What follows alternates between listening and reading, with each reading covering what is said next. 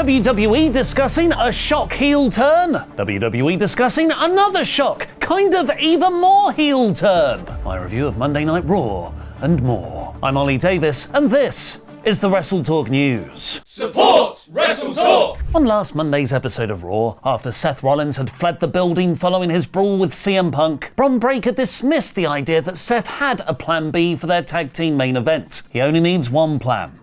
Spear everyone to death. Good plan, actually. I think that's a really good plan. Really good plan, Bron. Really good plan. Because this is Paul Levesque booking, I assume that would be the foreshadowing of the hint of a seed of a faction breakup, one that would eventually be followed up on somewhere in the year 2138. But to start last night's episode of Raw, Bron was just as brash, his emotions getting the better of him, where he took the microphone from Seth Rollins in the opening promo, briefly turning face because he just saved us from a 20-minute Seth promo that accomplishes absolutely nothing. All while Breakker was talking, he was oblivious to Seth looking annoyed behind him, asking Paul Heyman what the hell Bron is thinking. They were all on the same page again by the end of the segment. But this is now rumoured to be the start of WWE's plan for the faction, where Bron will ultimately turn on Seth. Not in a sexy way. He won't turn him on, he'll turn on him. BodySlam.net's Viper is reporting that the long-term goal for the Seth Riders is that Bron will break her away from Rollins in an explosive angle, and Paul Heyman will remain as Bron's advisor. It's not yet known when this will take place, although it's expected to be a long way off, with this week's segment just being the first tease. And it's also not known what will happen to the group's other member, Bronson Reed. The report describes Bron splitting from Seth as a major shift at the top of the roster, implying that WWE are hoping to establish Breakker as a full main event talent. But before separating the faction, Breakker separated all of Sami Zayn's ribs. Sami was attacked by Karrion Kross with a lead pipe before his match against Breakker on Raw, so Bron easily destroyed him with 3 spears to his injured taped-up midsection. Later on in the episode, Heyman revealed to the Seth Riders that Sami is now out indefinitely from the damage. There haven't been any reports of Sami being legitimately injured, so this is most likely a way to write him off TV for the next month, meaning that Jey Uso will have to look elsewhere for a friend having his back on Raw. Maybe like a returning Roman Reigns, who Heyman also mentioned during the opening segment as having no balls, implying he'll be returning soon to get his revenge on Seth. The last time we saw Roman was when he and CM Punk got beaten up by Seth's then new faction mate Breakker on the Raw after Mania. But Sami and Roman aren't the only wrestlers who are missing right now. A lot further down the card is Tyler Bate. On the 15th of January 2017, Tyler Bate won WWE's UK Championship King of the Ring tournament, which was in no way done to destroy the British indie scene and the World of Sport revival going on national broadcaster ITV. So weird how these coincidences keep happening with WWE. To celebrate this bright new star, Triple H posted a photo, sans point, of him and William Regal with the inaugural champion. At 19 years old, who doesn't think Tyler Bate is the future of this industry? Congratulations! 7 years later, Wrestling Mark 16 has retweeted Hunter's original post and answered, "You apparently." This is in relation to the news that the same Tyler Bate, now 63 years old, is just sitting at home with nothing to do. I mean, is building anticipation for a comeback, because WWE don't bench people. Mick Khan told me so. Bate tore his pec last year, but made his return along with Pete Dunne as their new Catch Republic tag team at the Monday Night Raw episode in London back in March. They lost to the New Day, setting up the New Day's WrestleMania tag title shot against the War Raiders, and Bate has only been seen in the Andre the Giant Memorial Battle Royal or fighting on main event tapings ever since. Tyler has now posted on Instagram with all the filters, "not injured, waiting," showing he's physically able to compete in the prime of his career with a bucket hat. It's a bold strategy during a time when WWE is releasing talent even more frequently than under Vince McMahon's reign, publicly contradicting WWE President Nick Khan's quote that the company doesn't bench people could count against him when they're making their next list of wrestlers to cut. But then there's also the example of Karrion Kross, who has managed to elevate his profile in WWE with consistently great worked shoot promos inside and outside the company. Or he could go to AEW, debut as a babyface, babyface and then turn heel a month later. Just several days after Mariah May's AEW contract expired at the start of June, she debuted in NXT under the new name Blake Monroe as a face. She's tagging with Jordynne Grace against Jacy Jayne and Fallon Henley at this Saturday's Great American Bash, where Grace will then challenge Jayne for her NXT Women's title at Evolution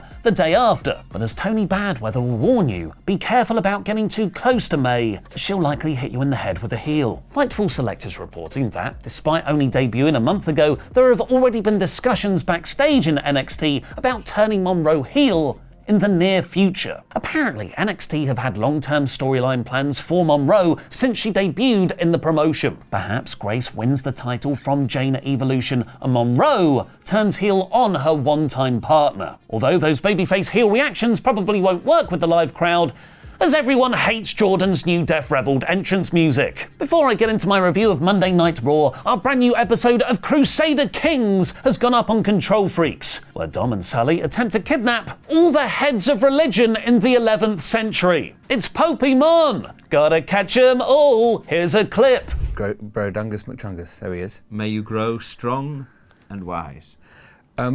Should we have a little look at this baby? Because that was pretty freaky. It looked a weird baby, didn't it? Derelict ship. Do you want to investigate the derelict ship while we have a look at this baby? Yeah, go on. We might get some prestige.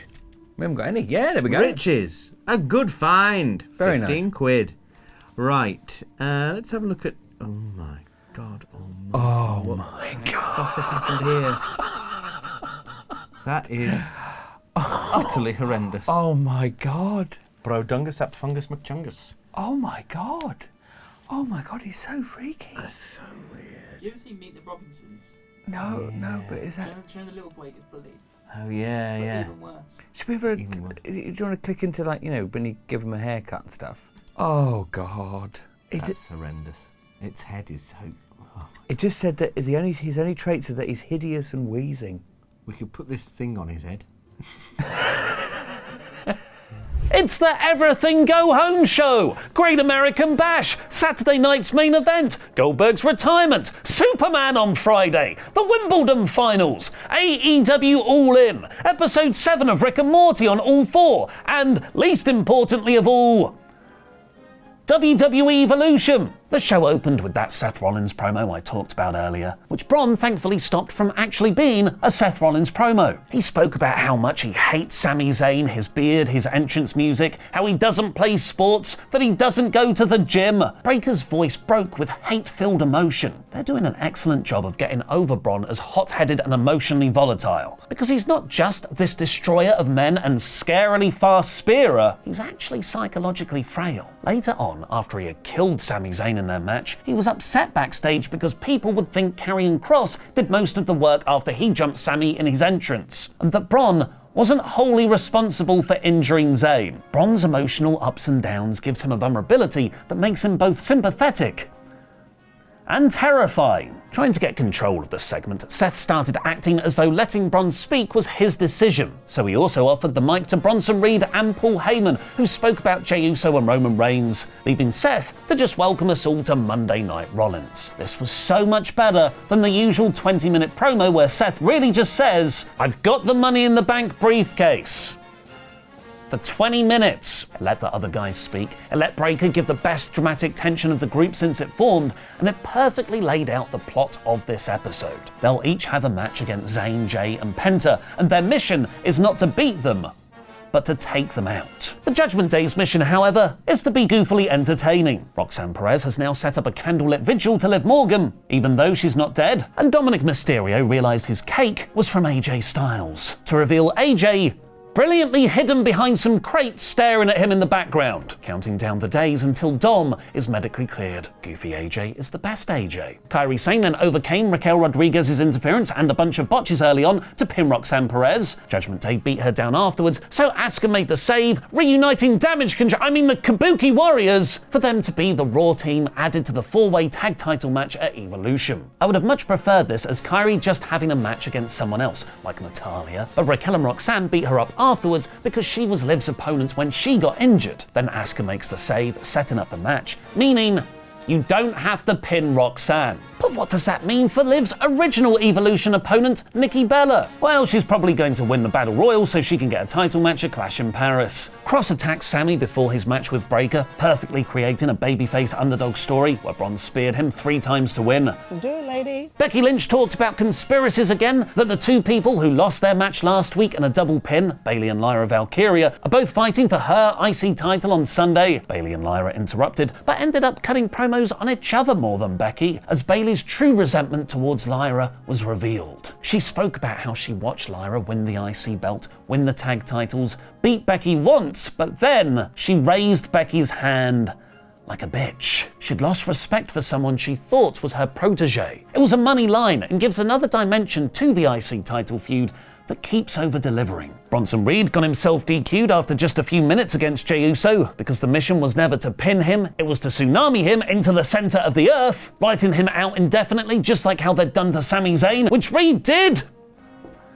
With just 2 tsunamis. He should have hit way more given his mission, and the LA Knight took 3 the other week and seems totally fine now. At least have loads of officials stopping him doing it rather than Reed just walking away. Rhea Ripley got a great video package putting over how she's never beaten Io Sky ahead of their title match at Evolution. Brutus nearly committed slander backstage when he almost said El Grande Americano was Chad Gable. It's impossible that Americano can wrestle Dragon Lee tonight because Chad is injured. Slander, because El Grande Americano, admittedly looking quite a bit taller, then took on Dragon Lee and won with the loaded headbutt. It's Ludwig Kaiser, really. This is funny. I think they should go even further and have increasingly more unbelievable body types under the Americano mask, like Ivar, Natalia, and Amos. But the commentary gave me PTSD from 2010, where Michael Cole gets obsessed about one particular story beat at the expense of what's going on in the match. Goldberg awesomely pulled up in a car backstage to walk to the ring and deck Gunther. One more title run, come on, give me the chaos! And the main event saw Seth versus Penta in a great back and forth match, which might have been Penta's best match in WWE so far, mostly because it had a buckle bomb into a Mexican destroyer spot. But ultimately Seth headbutted Penta in the Pinta and hit the stomp to win. Seth's faction were dominant like they said they'd be, but Reed and Rollins's were through intentional cheating, whereas Bron's wasn't his own doing, it was Cross's, which is a really neat and subtle way of sowing those seeds of division. The Brons were coming down to continue the Penta beatdown, but LA Knight appeared from out of nowhere, hit a BFT on Seth, and escaped through the crowd to a huge pop. Yeah, this week's Raw is 80%. Now go watch Dom and Sully trying to kidnap all the religious heads in Crusader Kings 3 by clicking the video on screen now. It's Pokemon, gotta catch 'em all, Pokemon.